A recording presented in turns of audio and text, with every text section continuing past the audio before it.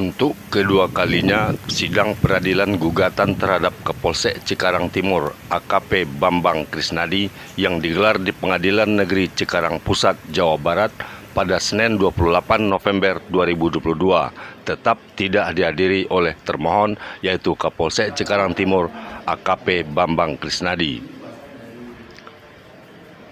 Sidang kedua ini pihak termohon diwakili oleh AKP Sukarman SH, Ibda Saifuddin Husni SH selaku Seksi Hukum Polres Metro Bekasi Polda Metro Jaya yang bertindak untuk dan atas nama Kapolsek Cikarang Timur sebagai termohon. Sidang yang dimulai pukul 15.00 tersebut membacakan permohonan dari pemohon yang dibacakan oleh Pantas Siregar, Ketua LPPKI Jawa Barat.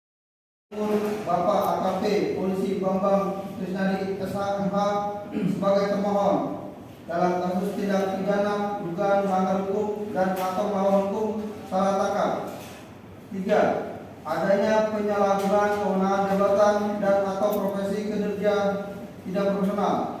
Tidak cermat bahwa Bapak Iwan Mujib ditangkap yang sekarang ditetapkan tersangka berdasarkan bukti surat perintah nomor PP H-10-2-2002 BKS-CKT tanggal 20 Oktober 2022 yang ditandatangani oleh Kapolsek Cikarang Timur Bapak AKP Polisi Bambang Krisnadi SH sebagai termohon.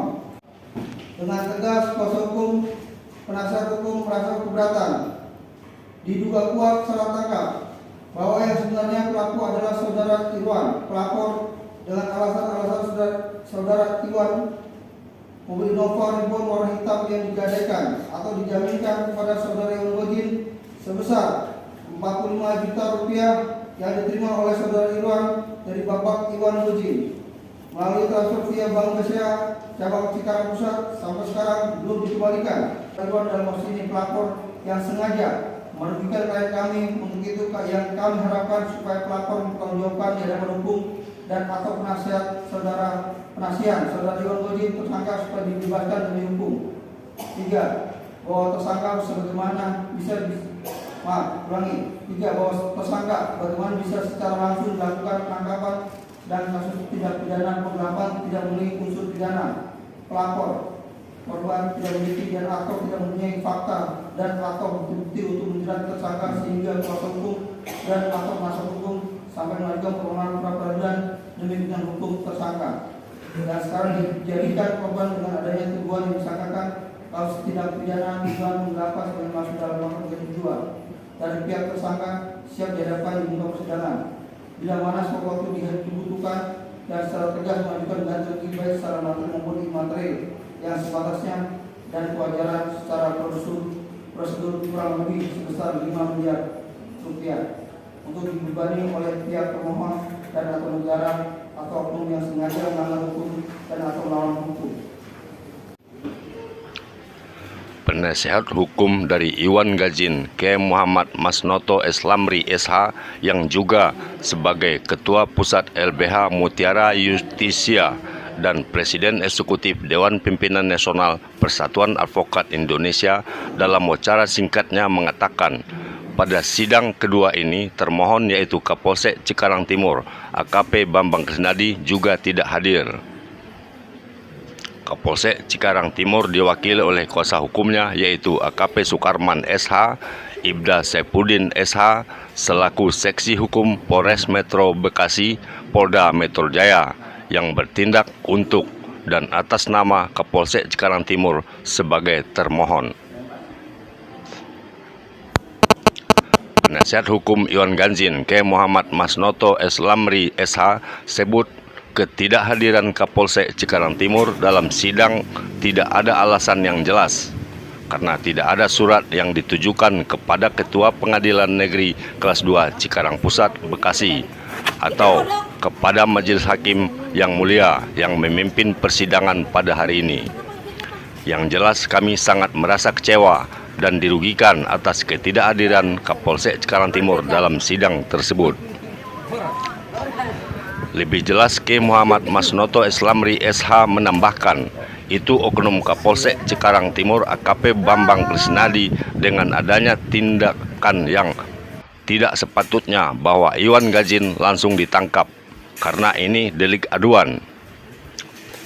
Setidaknya pihak penyidik pembantu Polsek Cikarang Timur harus ada panggilan awal atau diawali dengan panggilan undangan klarifikasi karena masih kadar lidik atau penyidikan. Alhamdulillah pada hari ini Senin tanggal 28 November 2022 sidang yang kedua. Sampai hari ini termohon Kapolsek Cikarang Timur Bapak Bambang Krisnadi SMH tidak hadir lagi. Nah, diwakili oleh kuasa hukumnya dari Kabag Hukum Polres Metro Bekasi Bapak Sukarman Sarjana Hukum dan dibantu oleh Bapak Husni dari Polres Metro Bekasi. Sementara ini tidak diketahui apa alasan Kapolsek AKP Bambang tidak hadir. Kapolsek Cikarang Timur yang kedua kalinya juga tidak ada alasan yang jelas karena tidak ada surat yang ditujukan ke Ketua Pengadilan Negeri Kelas 2 Cikarang Pusat Bekasi atau ke Majelis Hakim yang mulia yang memimpin dalam persidangan pada hari ini. Yang jelas kami merasa kecewa atau merasa ada kerugian dengan adanya tidak hadir pihak Kapolsek Cikarang Timur. Harapan Bapak selanjutnya untuk karena dua kali ini tidak hadir, apa tindakan diambil kira-kira ke depannya, Pak? Untuk selanjutnya mungkin dari penasihat hukum Iwan Gojin sebagai pemohon, kami akan mengajukan upaya-upaya hukum atau memberikan surat kepada pihak jajaran Polri, baik Mabes Polri, Divisi Propam, Kapolda Metro Jaya, Irwasda maupun Kabid Propam, sehubungan dengan adanya tindakan oknum Kapolsek Cikarang Timur yang sudah melakukan perbuatan langsung menangkap saudara Iwan Gojin, pemohon yang sekarang masih ditetapkan sebagai tersangka di sel tahanan Polsek Cikarang Timur. Itu oknum Kapolsek Cikarang Timur Bapak AKP Pol Bambang Krisnadi SMH dengan adanya tindakan yang tidak sepatutnya bahwa Iwan Gojin langsung ditangkap karena ini delik aduan. Setidaknya pihak penyidik pembantu Polsek Cikarang Timur harus ada panggilan awal atau diawali dengan panggilan undangan klarifikasi karena masih keadaan lidik atau penyidikan. Bukan penyidikan, itu lidik, baru lidik, belum ada tingkatan penyidikan atau sidik. Untuk itu penasihat hukum tetap berupaya untuk melakukan upaya pembelaan demi kepentingan hukum pemohon Iwan Gojin. Siap. Di tempat yang sama, Ketua LPPKI Jawa Barat Pantas Siregar juga menjelaskan untuk kedua kalinya Kapolsek Cikarang Timur mangkir dari sidang pra-peradilan hari ini, tapi beliau diwakili oleh kuasa hukumnya dari Kabid Humas Polres Metro Bekasi Polda Metro Jaya, yaitu AKP Sukarman SH, Ibda Sepudin Husni SH, selaku Seksi Hukum Polres Metro Bekasi Polda Metro Jaya yang bertindak untuk dan atas nama Kapolsek Cikarang Timur sebagai termohon. Sidang hari ini berjalan cukup lancar walaupun ada penundaan yang seharusnya jadwal pukul 10 pagi ditunda menjadi pukul 3 sore. Majelis Hakim yang mulia memberi jadwal sidang selanjutnya yaitu tanggal 29, tanggal 30 November, dan tanggal 2 Desember sampai tanggal 5 Desember 2022. Jadi ini sidang maraton sesuai dengan peraturan yang berlaku di Indonesia, yaitu maksimal 7 hari kerja. Dengan adanya kinerja dan pelayanan yang baik dari Pengadilan Negeri Cikarang Pusat, kami sangat mengucapkan terima kasih. Dan kami yang sedang mencari keadilan berharap ke depannya sidang berjalan dengan lancar dan baik. Saya juga berharap penasihat hukum Iwan Gajin, K. Muhammad Masnoto Eslamri SH, selalu sehat dan dapat melaksanakan pembelaan ini sampai sidang selesai, ucapnya. Andi Sagita, Channel Jurnalis melaporkan. Alhamdulillah sidang hari ini berjalan dengan lancar, walaupun ada kendala sedikit ya. Tadi ada penundaan persidangan dari jadwal jam 10 molor ke jam 3 sore. Artinya tetap berjalan dengan baik, sehingga Hakim Mulia yang memberikan jadwal sidang selanjutnya tanggal besok hari Selasa tanggal 29, 30, tanggal 2 sampai tanggal 5. Jadi ini persidangan maraton.